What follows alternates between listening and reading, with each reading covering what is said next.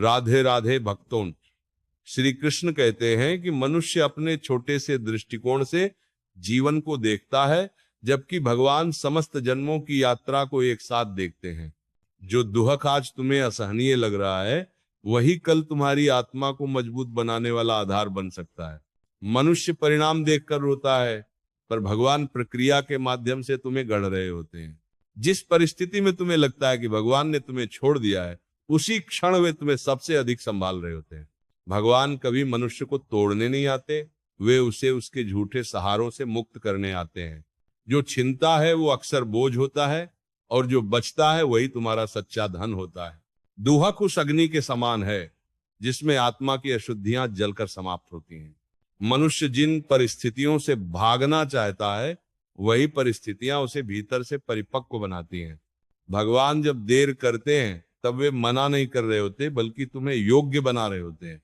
जो रास्ता बंद होता है, वह इस बात का संकेत होता है कि भगवान ने तुम्हारे लिए नया मार्ग खोल दिया है।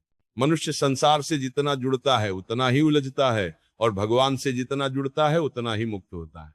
जिस दिन मनुष्य ये स्वीकार कर लेता है कि करने वाला मैं नहीं, कृष्ण है, उसी दिन जीवन सरल हो जाता है।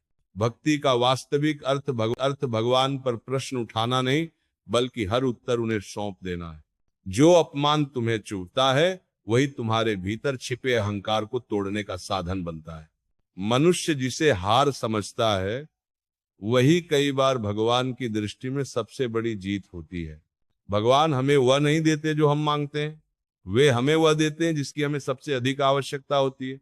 जो गिरता है वही संभलना सीखता है, और जो संभलता है वही भगवान को पहचानता है। मनुष्य के जीवन में जो खालीपन आता है, वो भगवान के प्रवेश के लिए स्थान बनाता है। जिस दिन सब कुछ छिन जाता है, उसी दिन मनुष्य को सच्चे सहारे का ज्ञान होता है। कृष्ण की योजना में कोई भी पीड़ा व्यर्थ नहीं जाती। हर आंसू किसी न किसी मंगल की नींव होता है। जो बीत गया वह शिक्षा बनकर गया, और जो आने वाला है वह कृपा बनकर आएगा। भगवान पर विश्वास करना ही सबसे बड़ा ज्ञान है, और अविश्वास ही सबसे बड़ा ज्ञान। जो हुआ वो अच्छा था क्योंकि उससे तुम सीखे, जो हो रहा है वो अच्छा है क्योंकि उससे तुम बदल रहे हो। जो होगा वह सबसे अच्छा होगा क्योंकि उसे स्वयं श्री कृष्ण कर रहे होंगे। क्योंकि जहां कर्ता भगवान हो, वहां परिणाम कभी अशुभ नहीं हो सकता।